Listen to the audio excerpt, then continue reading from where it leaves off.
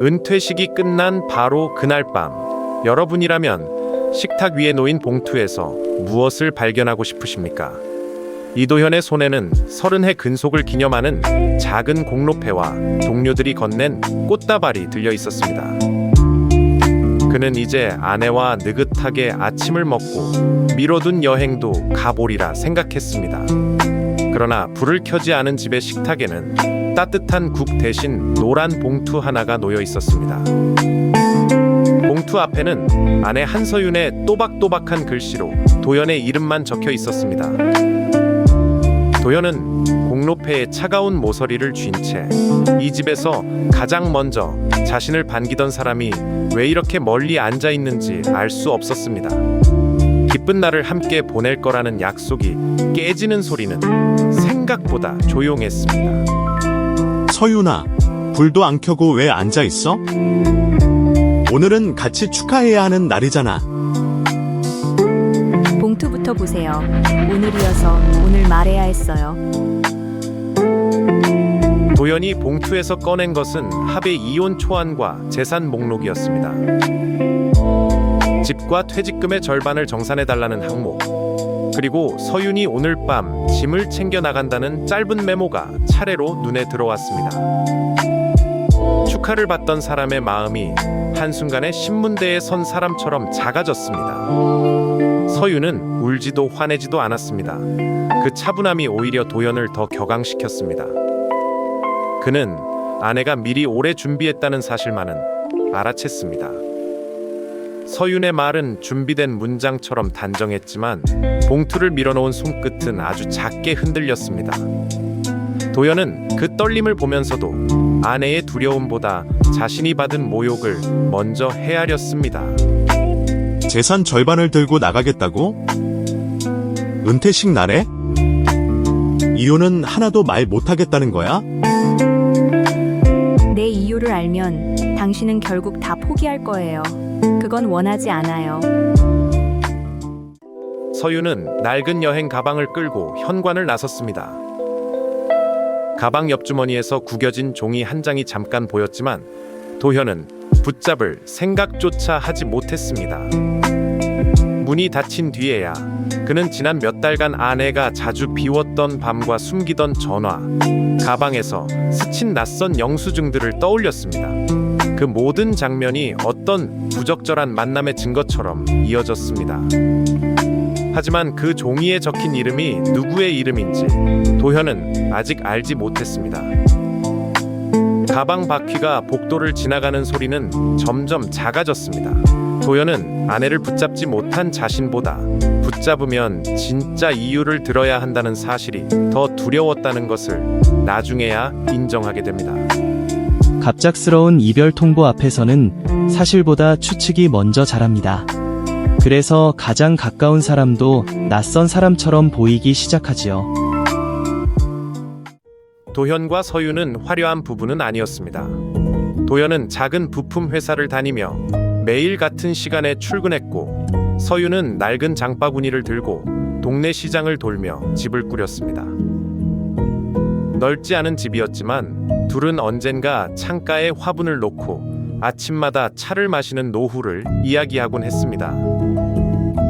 도연은 돈을 버는 일이 가족을 지키는 전부라고 믿었고, 서윤은 그 믿음이 무너지지 않도록 자신의 피곤을 잘 드러내지 않았습니다.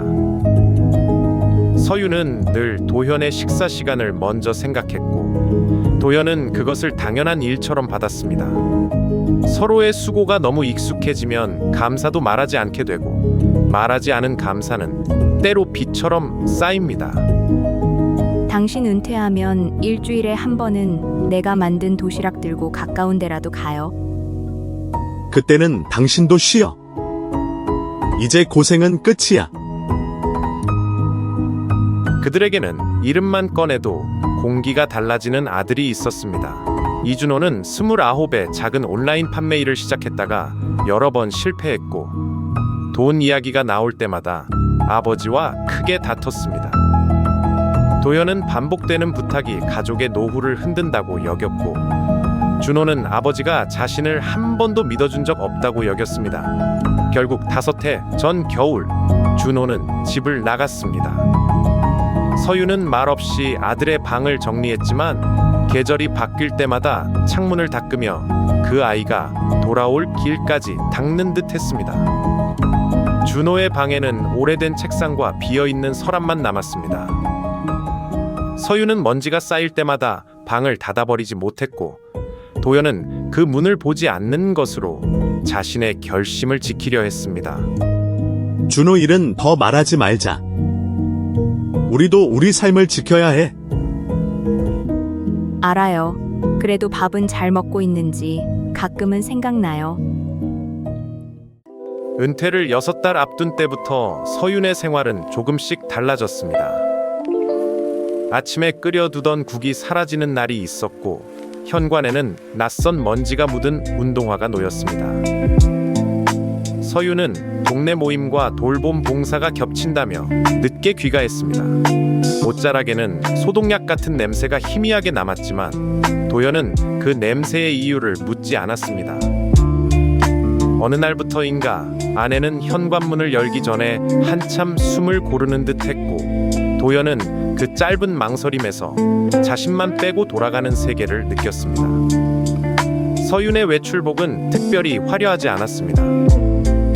다만 도연에게는 평소와 다른 모든 것이 의심의 재료가 됐습니다. 불안은 사실을 기다려주지 않고 빈칸마다 가장 나쁜 이야기를 채워 넣습니다. 요즘 무슨 일이 있어? 얼굴이 계속 안 좋아 보여. 별일 아니에요. 당신 퇴직 준비나 잘해요. 비가 오던 저녁, 서윤의 가방 지퍼가 조금 열려 있었습니다. 도연은 바닥에 떨어진 영수증을 주워들었다가 낯선 숫자들을 보았습니다. 몇 번의 진료비 납부, 보조기 대여료, 간병식비라는 항목이 차례로 적혀 있었고 뒷면에는 현금 인출 날짜가 작은 글씨로 메모돼 있었습니다. 집안에 아픈 사람이 없다는 것을 아는 도현에게 그 종이들은 설명할 수 없는 비밀이었습니다. 서윤은 급히 종이를 받아 가방 깊숙이 넣었고 그 손은 차갑게 떨렸습니다. 영수증 모서리는 오래 접혔다 펴진 자국이 있었습니다. 서윤이 그것을 얼마나 자주 확인했는지 그리고 아무에게도 보이지 않으려 얼마나 급히 가방에 넣었는지는 도현의 눈에 들어오지 않았습니다. 이 영수증들 뭐야? 당신 어디 아픈 거야? 내가 처리할 일이에요. 지금은 묻지 말아요. 서윤은 며칠 뒤 낯선 남성과 통화하는 모습을 보였습니다. 목소리는 낮았고 통화가 끝난 뒤에는 창문을 보며 오래 서 있었습니다. 도연은 남자의 정체를 묻고 싶었지만 아내가 또 피할까봐 말 대신 표정만 살폈습니다. 의심은 확인되지 않았기 때문에 더 커졌습니다. 그는 서윤이 화장을 고쳐 바르고 외출하는 날이면 자신에게는 더 이상 설명할 가치도 없는 사람이 된 듯 했습니다. 부부 사이의 침묵은 한 사람이 감당하는 비밀보다 때로 더 비싼 값을 치르게 합니다. 도현은 아내의 휴대전화 화면보다 자신의 머릿속 장면을 더 믿기 시작했습니다. 침묵 속에서 키운 상상은 상대의 표정을 증거로 삼고 다정한 기억마저 거짓처럼 바꾸어 놓습니다. 통화한 사람 누구야? 나한테 숨길 일은 아니잖아. 당신이 알 필요 없는 사람이에요. 제발 더 묻지 마요. 도연은 아내가 자신에게서 멀어졌다는 결론을 너무 빨리 내렸습니다. 장롱 한 통장 잔고가 조금씩 줄고 있다는 사실도 그 결론을 밀어붙였습니다. 서윤은 시장에서 가장 싼 채소를 고르면서도 어딘가에 돈을 보내고 있었고 밤마다 손가락 마디를 주무르며 잠들었습니다. 도현은 그 피로가 자신을 속이는 데서 온다고 생각했습니다. 만일 솔직히 말해달라고 한 번만 더 물었더라면 달라졌을지도 모릅니다. 하지만 그는 질문 대신 미행할 준비를 했습니다. 그날 밤 도연은 잠든 아내의 숨소리를 들으면서도 먼저 다가가지 못했습니다. 다가가면 서윤이 울지도 모른다는 생각, 그리고 자신이 그 눈물을 감당해야 한다는 생각이 그를 멈추게 했습니다. 내일 당신 어디 가는지 내가 직접 보면 알겠지. 은퇴식 전날, 서윤은 탁자 위에 도연이 좋아하는 반찬을 차려두었습니다. 평소보다 더 정갈한 밥상이었지만 두 사람은 거의 말을 하지 않았습니다. 서윤은 수저를 놓다가 한 번 멈췄고, 도연은 그 손등에 생긴 작은 굳은 살을 보았습니다. 예전엔 없던 것이었습니다. 그는 무슨 일을 했느냐고 묻지 않았습니다. 묻는 순간 자신의 의심이 틀릴 수도 있다는 두려움이 있었기 때문입니다. 그날 밤, 도연은 아내가 잠든 뒤 조용히 차 열쇠를 챙겼습니다. 서윤이 말한 할 말은 이별이었고, 도연이 준비한 말은 추궁이었습니다. 같은 식탁에 앉아 있으면서도 두 사람은 서로 다른 결말을 향해 걸어가고 있었습니다. 내일 끝나고 늦지 말고 들어와요. 할 말이 있어요. 그래. 나도 할 말이 많아. 그리고 은퇴식 날, 서윤은 정말 이혼 서류를 남기고 떠났습니다. 도연에게 그 서류는 아내가 오래전부터 다른 삶을 준비했다는 판결문처럼 보였습니다. 그는 한밤중이 지나도록 가방 속 영수증을 떠올렸고, 그 종이들이 낯선 남자와 연결돼 있다고 확신했습니다. 다음날 아침 서윤이 들른다는 메시지가 휴대전화에 도착하자 그는 망설임 없이 차에 올랐습니다. 자신이 보게 될 것이 배신의 증거라고 믿으면서도 마음 한구석에서는 그 믿음이 틀리기를 바랐습니다. 센터 앞의 유리문에는 도현의 낯선 얼굴이 비쳤습니다. 그는 스스로를 정의로운 남편이라고 여겼지만 사실은 오해를 확인하려는 사람의 초조함을 숨기고 있었습니다. 오늘만큼은 끝까지 보겠다. 더는 모른 척 못해. 서윤은 오래된 돌봄센터 건물 앞에서 내렸습니다. 화려한 약속 장소도 낯선 남자의 집도 아니었습니다. 회색 복도에는 휠체어 바퀴 자국이 남아 있었고, 창가에는 이름 없는 화분 몇 개가 놓여 있었습니다. 도현은 차 안에서 한참을 망설이다가 아내를 따라 들어갔습니다. 서윤은 접수대의 젊은 직원에게 봉투를 건네고 고개를 깊이 숙였습니다. 직원은 다음 달 일정과 부족한 비용을 조심스럽게 설명했습니다. 도현은 말의 일부만 들었고, 그 일부가 더 큰 오해를 만들었습니다.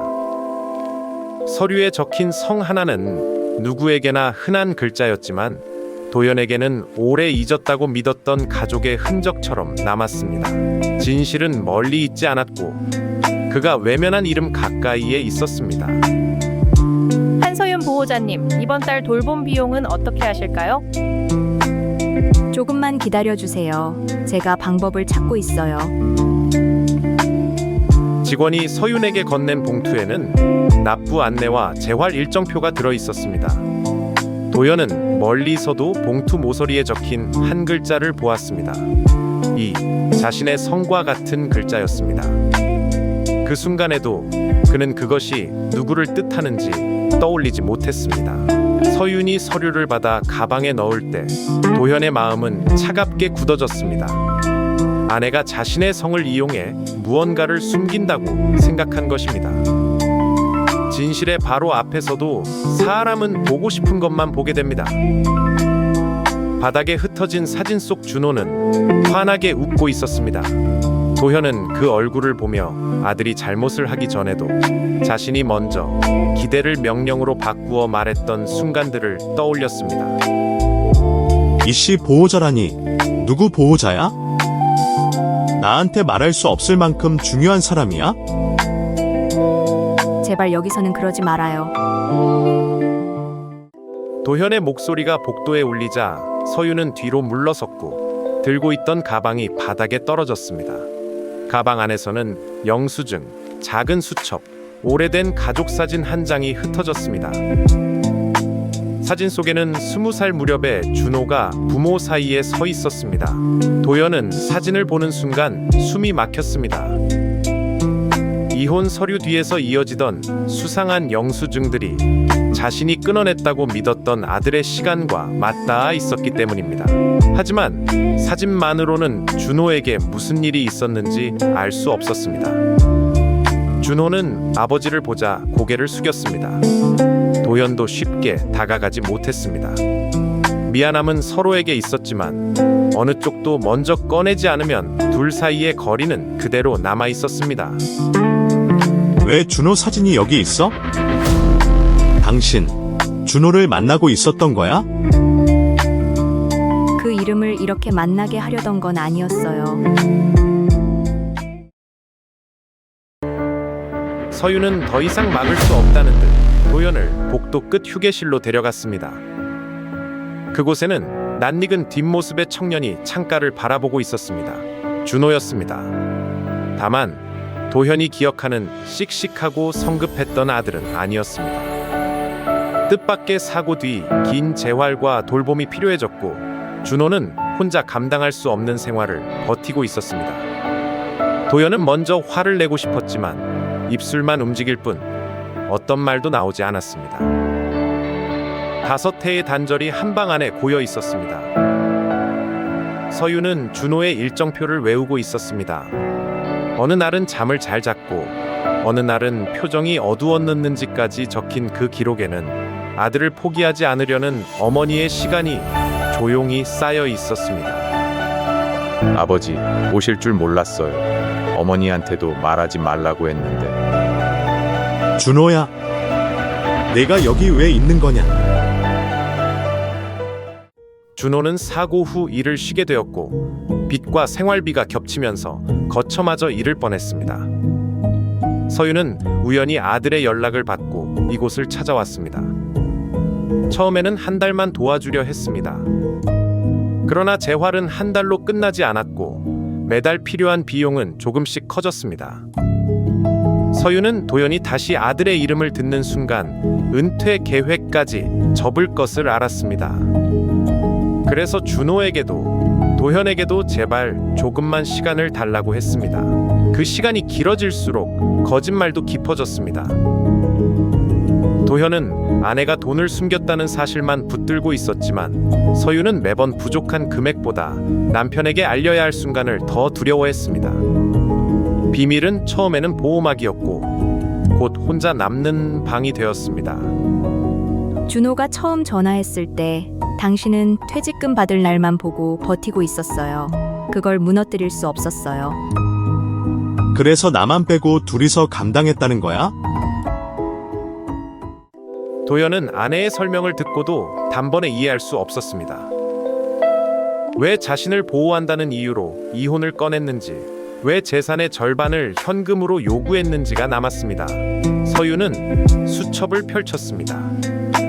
거기에는 새벽 청소, 급식 보조, 반찬 포장처럼 그가 알지 못했던 일들이 날짜별로 적혀 있었습니다. 아내는 자신의 수입과 생활비를 나눈 뒤 모자라는 만큼만 준호에게 보냈습니다. 그러나 더 버티면 도현의 은퇴 자금까지 손대게 될 것 같아 마지막으로 이혼을 선택하려 했다고 말했습니다. 준호의 메모는 변명보다 짧았습니다. 그래서 더 무거웠습니다. 도현은 아들이 자신에게 손을 벌릴 거라고 단정해온 세월이 정작 아들이 무엇을 두려워했는지 묻지 않은 세월이었음을 알았습니다. 내 몫만 정리해서 내가 책임지면 당신 돈은 당신 노후로 남길 수 있다고 생각했어요. 나를 지키겠다고 우리를 끝내려 했어? 도현은 그 말에서 처음으로 서윤의 목적을 보았습니다. 아내가 원한 것은 도현의 재산을 빼앗는 일이 아니라 자신이 가진 몫과 노동으로 아들의 시간을 버티게 하는 일이었습니다. 하지만 선한 의도만으로 상처가 사라지는 것은 아니었습니다. 도현은 아내가 자신을 무능한 사람처럼 바깥에 세워두었다고 느꼈고 서유는 남편의 노후를 지키겠다는 마음이 가족의 대화를 끊어버렸음을 알았습니다. 누가 더 잘못했는지보다 왜 서로에게 말하지 못했는지가 더 무거운 질문이 되었습니다. 서윤의 손목 보호대에는 오래된 사용감이 남아 있었습니다. 도현은 매일 곁에서 그 손을 보면서도 손이 왜 아픈지 한 번도 제대로 묻지 않았다는 사실에 말문이 막혔습니다. 가족의 위기에서 한 사람이 모든 결정을 떠안으면 희생은 곧 고립이 됩니다. 도움을 숨기는 순간 관계는 더 약해질 수 있습니다. 그때 돌봄 코디가 조심스레 준호의 수첩을 가져왔습니다. 마지막 장에는 준호가 서윤에게 남긴 메모가 있었습니다. 아버지의 은퇴식만은 망치지 말아달라. 자신 때문에 부모가 또 무너지는 일은 싫다는 내용이었습니다. 준호는 아버지에게 돈을 달라고 한 적이 없다고 했습니다. 그저 어머니가 무리하지 않기를 바랐을 뿐입니다. 도현은 그 문장을 읽으며 자신이 아들을 어떤 모습으로만 기억해왔는지 깨달았습니다. 자신의 분노가 준호의 현재를 보지 못하게 했습니다. 도현은 자신의 분노가 가족을 책임지는 태도라고 믿었습니다. 그러나 책임은 목소리를 높이는 데 있지 않았습니다. 듣기 어려운 이야기를 끝까지 듣는 데서도 책임은 시작됩니다. 저는 아버지 돈 원한 적 없어요. 어머니가 집에 돌아가길 바랐어요. 그런데도 넌 혼자 있었구나. 내가 너무 오래 등을 돌렸구나. 서윤이 감춘 또 하나의 사실은 준호의 비용보다 자신에 관한 것이었습니다. 그녀는 최근 일을 줄이라는 권고를 들었지만 도현에게는 말하지 않았습니다. 새벽과 밤을 잇는 생활이 몸을 지치게 했고 손목에는 보호대를 차고 있었습니다. 도현은 아내가 가방을 들 때마다 왜 손을 바꿔 쥐었는지 그제야 알았습니다. 서윤은 누구에게도 영웅이 되고 싶지 않았습니다. 다만 남편이 퇴직 후 처음 맞는 계절만큼은 불안 없이 시작하게 해주고 싶었다고 말했습니다. 상담실의 빈 의자 하나는 누군가가 빠진 가족의 시간을 떠올리게 했습니다. 세 사람은 처음으로 같은 표를 보며 누구의 희생도 전제로 하지 않는 방법을 찾기 시작했습니다. 나는 당신이 무너지는 얼굴을 또 보고 싶지 않았어요. 그래서 내가 나쁜 사람이 되면 된다고 생각했어요. 도현은 휴게실 의자에 오래 앉아 있었습니다. 아내가 외출할 때마다 자신을 속인다고 여겼던 시간들이 사실은 지친 몸으로 준호의 식사를 챙기고 서류를 정리하던 시간이었다는 것을 받아들이기 어려웠습니다. 그는 서윤의 거짓말이 아팠고 그 거짓말이 시작되도록 자신이 쌓아온 단단한 말들도 아팠습니다. 5해 전 그는 준호에게 다시는 문을 두드리지 말라고 했습니다. 서윤은 그 문을 혼자 열고 닫으며 두 사람을 지켜왔습니다. 이혼 초안의 문장들은 단정했지만 그 뒤에는 서윤의 망설임이 가득했습니다. 도현은 아내가 자신을 버리려 했다고만 생각했지 버리는 사람이 얼마나 오래 마음을 접었는지는 생각하지 못했습니다. 내가 듣기 싫은 말만 피하면서 당신한테는 다 맡겼구나. 미안하다. 미안하다는 말이 필요했던 게 아니에요. 같이 생각할 사람이 필요했어요. 하지만 도현이 곧바로 모든 비용을 떠안겠다고 말하자 서윤은 고개를 저었습니다. 그 결정 역시 혼자 내리는 결정이 될 수 있었습니다. 세 사람은 돌봄 코디와 상담사를 만나 당장 할 수 있는 일과 감당할 수 없는 일을 구분하기로 했습니다.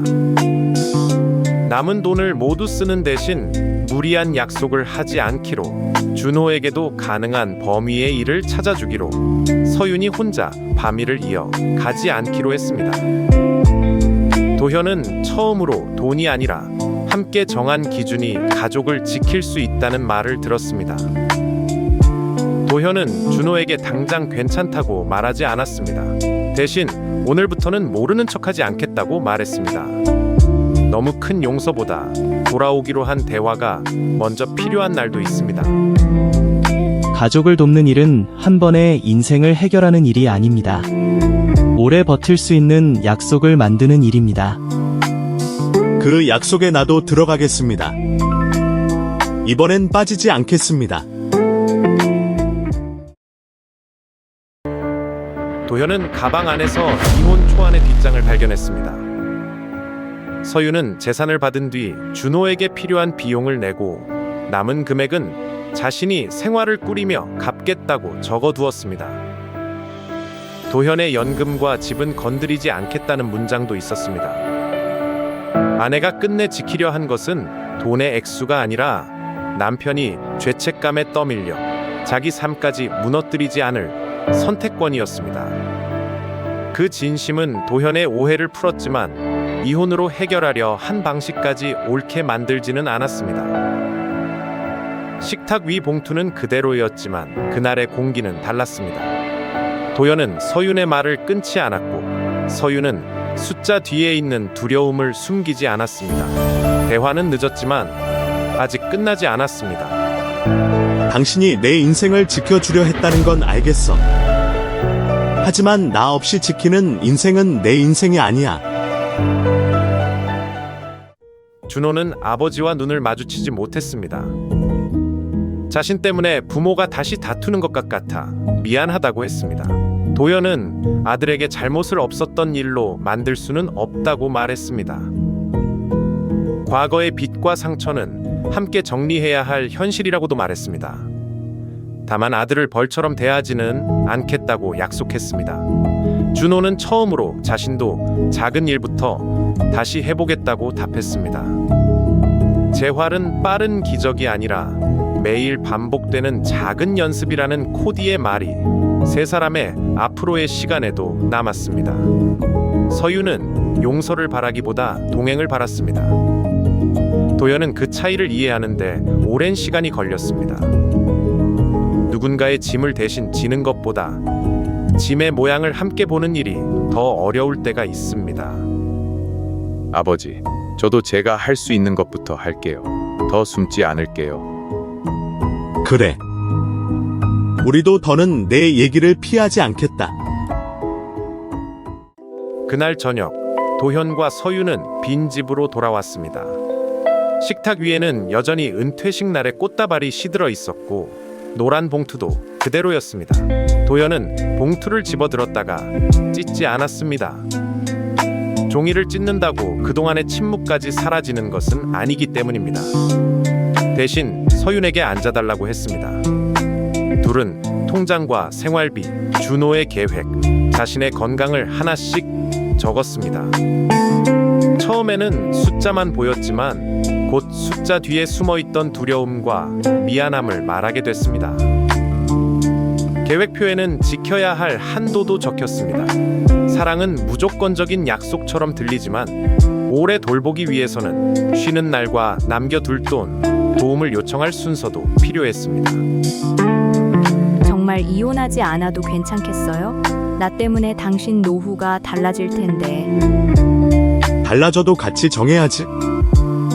당신이 혼자 악역이 될 이유는 없어. 서유는 오래 참았던 말을 꺼냈습니다. 도현이 준호를 용서하라는 뜻이 아니라 자신이 아들을 돌보는 동안 아내라는 자리에서도 사라지지 않게 해달라는 말이었습니다. 도현은 그 부탁이 자신에게 가장 어려운 판결이라는 것을 알았습니다. 그는 아들이 남긴 상처를 당장 잊겠다고 약속하지 않았습니다. 대신 서윤을 향한 의심과 침묵은 오늘로 끝내겠다고 말했습니다. 화해는 완벽한 감정에서 시작되지 않아도 됩니다. 서로가 혼자가 아니게 하겠다는 약속에서 시작될 수 있습니다. 도현이 가방을 든 것은 작은 일이었습니다. 하지만 서윤에게는 자신이 걸어온 길을 처음으로 함께 걷겠다는 표시처럼 느껴졌습니다. 무게는 나눌 때 비로소 정확히 알 수 있습니다. 준호를 받아들이는 데는 시간이 필요해. 하지만 당신을 혼자 보내지는 않겠어. 그 말이면 지금은 충분해요. 다음 주 세 사람은 상담사와 함께 현실적인 계획을 세웠습니다. 도현은 퇴직금의 일부를 비상자금으로 남기고 필요한 비용은 정해진 한도 안에서 지원하기로 했습니다. 서윤은 무리한 일을 그만두고 주간 돌봄에만 참여하기로 했습니다. 준호는 몸 상태에 맞는 재활과 원격 업무 교육을 알아보기로 했습니다. 누구도 모든 문제를 단번에 해결했다고 말하지 않았습니다. 다만 한 사람의 희생으로 유지되던 비밀 대신 세 사람이 나누는 일정표가 생겼습니다. 라디오에서 흘러나온 익숙한 노래에 준호가 먼저 웃었습니다. 도현은 그 웃음이 관계를 다 고친 증거는 아니라는 것을 알았습니다. 그래도 다음 이야기를 시작할 수 있는 작은 틈은 되었습니다. 가족을 돕는다는 것은 모두를 잃는 선택이 아니라 모두가 버틸 수 있는 경계를 세우는 일입니다. 도현은 은퇴 뒤 처음 맞는 평일 아침에 서윤과 함께 돌봄센터로 향했습니다. 전에는 아내가 어떤 길을 걷는지 몰랐던 복도가 이제는 낯설면서도 분명한 길처럼 보였습니다. 그는 접수대에서 서윤이 매달 적어온 날짜들을 확인했습니다. 종이에는 돈만이 아니라 준호가 웃은 날, 잠을 잘 잔 날, 식사를 남기지 않은 날도 기록돼 있었습니다. 도현은 그 작은 기록들이 아내가 혼자 견딘 시간의 증거임을 알았습니다. 그는 서윤의 가방을 받아들었습니다. 서랍 속 봉투는 더 이상 협박처럼 보이지 않았습니다. 서로가 얼마나 멀리 갔는지 알려주는 이정표가 되었습니다. 두 사람은 종이를 없애기보다 다시 같은 일이 생기지 않게 보관하기로 했습니다. 오늘은 내가 들게. 그리고 다음 일정도 같이 보자. 무거운데 괜찮겠어요? 이제는 무게를 알아야 같이 들지. 준호와의 관계는 곧바로 예전으로 돌아가지 않았습니다. 도현은 병실 대신 휴게실에서 짧게 차를 마시며 아들의 이야기를 들었습니다. 준호는 과거 일을 변명하지 않았고 도현도 지나간 일을 꺼내 상처를 확인하려 하지 않았습니다. 둘은 날씨와 재활 일정부터 이야기했습니다.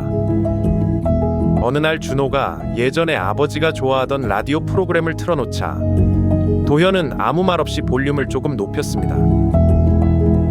가족의 회복은 큰 선언보다 이런 어색하지만 따뜻한 순간에서 자랍니다.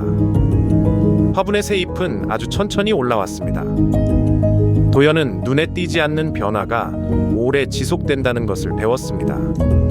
가족의 회복도 화려한 결심보다 매일의 안부에서 자라는지 모릅니다. 다음엔 제가 차 끓일게요. 아직 서툴지만요. 서툴면 내가 옆에서 배우면 되지. 도현은 마침내 노란 봉투를 다시 꺼냈습니다. 그는 이혼 초안에 서명하지 않았습니다. 대신 빈 종이에 세 사람이 지킬 약속을 적었습니다. 중요한 돈은 숨기지 않고 함께 의논할 것, 누구든 힘들면 먼저 말할 것, 한 사람이 가족의 모든 짐을 맡지 않을 것. 서윤은 그 종이를 읽다가 한참 말이 없었습니다. 이혼 서류가 사라져서가 아니라 그 자리에 대화의 약속이 놓였기 때문이었습니다. 도현은 봉투를 서랍에 넣었습니다. 잊기 위해서가 아니라 다시 침묵으로 돌아가지 않기 위해서였습니다. 공로패는 여전히 도현의 이름을 빛냈지만 그는 이제 혼자 이룬 성취라고 말할 수 없었습니다. 서윤이 지켜낸 수많은 저녁과 말하지 못한 걱정도 그 시간의 일부였기 때문입니다. 이 종이는 우리를 끝내는 종이가 아니라 우리가 왜 여기까지 왔는지 기억하는 종이로 두자. 당신이 그렇게 말해줄 줄 몰랐어요. 봄이 오자 서윤은 집 창가에 작은 화분을 놓았습니다. 오래전 두 사람이 은퇴해 뒤에 하자고 말했던 일입니다. 도현은 물을 너무 많이 주지 말라는 서윤의 핀잔을 들으며 생활은 여전히 빠듯했고 준호의 앞날도 확실하지 않았습니다. 그러나 세 사람은 불확실함을 숨기지 않았습니다. 준호가 힘든 날에는 힘들다고 알렸고 도현과 서윤도 자신들의 걱정을 말했습니다. 문제를 없애지는 못했지만 문제 때문에 서로를 잃지는 않게 되었습니다. 판결은 누가 더 많이 희생했는지를 세는 일이 아닙니다. 각자가 무엇을 감당할 수 있는지 솔직히 확인하고 위험할 때 도움을 부를 길을 남겨두는 일에 가깝습니다. 당신 오늘은 표정이 조금 편해 보여요. 당신도 그래. 이제는 같이 걱정하니까. 도연은 은퇴식 사진을 공로패 옆에 다시 세워두었습니다. 예전에는 그 사진이 자신이 가족에게 해준 것의 증거처럼 보였습니다. 이제는 혼자 버틴 세월만으로 가족을 판단할 수 없다는 기억이 되었습니다. 서윤의 보이지 않는 노동, 준호가 감춘 부끄러움, 자신의 단단한 자존심이 한 장의 사진 뒤에 겹쳐 있었습니다. 도현은 더 늦기 전에 아내에게 고맙다고 말했습니다. 서윤도 처음으로 그 말이 부담이 아니라 위로처럼 들린다고 했습니다. 도현은 아내의 가방을 더 이상 의심의 대상처럼 바라보지 않습니다. 그 안에는 영수증뿐 아니라 서윤이 혼자 감당하려 했던 시간과 말하지 못한 마음이 함께 들어 있었습니다. 내가 모른 채 지나간 날들이 너무 많아. 앞으로는 같이 보자. 나도 혼자 결정하지 않을게요. 이 이야기에서 누구 하나를 쉽게 탓하기는 어렵습니다. 준호의 선택에는 책임이 있었고 도현의 단절에는 깊은 상처가 있었으며 서윤의 희생에는 사랑과 함께 위험한 침묵도 있었습니다. 가족을 지킨다는 말은 때때로 한 사람이 모든 짐을 지겠다는 말로 변해버립니다. 그러나 오래가는 돌봄은 죄책감이 아니라 정보와 역할을 나누는 데서 시작됩니다. 힘든 일을 말하는 것은 약함이 아니라 관계를 남겨두는 용기일 수 있습니다. 세 사람은 여전히 불확실한 내일을 앞에 두고 있습니다. 그러나 불확실함을 감추기 위해 서로를 밀어내지는 않기로 했습니다. 그 선택이 당장 모든 것을 바꾸지는 않아도 오늘을 견디게 합니다. 법적, 경제적 결정은 각자의 상황에 맞는 전문 상담이 필요합니다. 다만 어떤 선택이든 가족을 보호한다는 이유로 대화까지 포기해서는 안 됩니다. 은퇴식 날의 노란 봉투는 결국 서랍 속에 남았습니다. 그 안에는 끝내지 못한 이혼 초안과 새로 쓴 가족의 약속이 함께 들어 있습니다. 도연은 아내의 가방에서 영수증을 발견한 날 가장 먼저 의심했습니다. 이제 그는 영수증에 적힌 숫자보다 그 숫자를 숨길 수밖에 없었던 사람의 얼굴을 먼저 봅니다. 서윤 역시 홀로 감당하는 것이 사랑의 전부가 아님을 배웁니다. 세 사람의 내일이 마냥 밝다고 말할 수는 없습니다. 그래도 그들은 더 이상 각자의 복도에서 혼자 걷지 않습니다. 여러분의 집에도 말하지 못한 영수증이나 꺼내지 못한 걱정이 있습니까? 오늘 한 문장만 먼저 건네 보시길 바랍니다. 혼자 해결하지 않아도 된다는 말이 누군가의 오래된 밤을 바꿀 수 있습니다. 여보, 내일 일정표도 같이 보자. 우리가 정한 거니까. 사랑하는 사람을 지키려다 오히려 그 사람을 밀어낸 경험, 혹은 도움을 청하지 못해 밤을 지새운 경험이 있으신가요? 오늘의 사연은 거대한 희생보다 작은 대화를 먼저 남깁니다. 모든 짐을 혼자 들겠다는 마음이 생길 때 곁에 사람에게 그 무게를 보여주는 것도 가족을 믿는 방법일지 모릅니다. 여러분이라면 은퇴식 날 그 봉투를 받았을 때 무엇을 묻고 어떤 약속을 다시 쓰시겠습니까? 사연의 재구성이었습니다. 판결은 누군가를 몰아세우는 끝이 아니라 다음 날에도 서로에게 말을 걸 수 있게 만드는 시작이어야 합니다. 이 가족처럼 완전하지 않아도 오늘의 대화가 내일의 길을 조금 밝힐 수 있습니다.